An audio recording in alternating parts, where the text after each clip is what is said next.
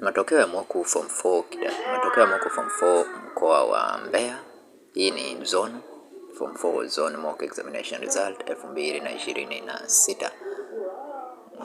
Center zote ziko hapa. Kwa hiyo hapa kuna wilaya ya mkoa ule wa Mbeya na mikoa mingine ya kanda hiyo ya huko Mbeya, ikiwemo Katavi, Njombe, mikoa yote iko hapa. Kwa hiyo utaweza kuangalia matokeo ya shule husika ambayo unataka kuangalia matokeo yake hapa.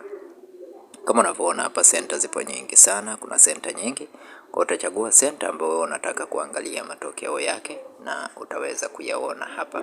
Lakini hakikisha umesubscribe katika channel hii ya Feaboy ili kuweza kupata update zote kuhusu matokeo haya. Na unachotakiwa kufanya ni kujiunga na grupu letu la WhatsApp, link nimekuwekea katika description ya video hii.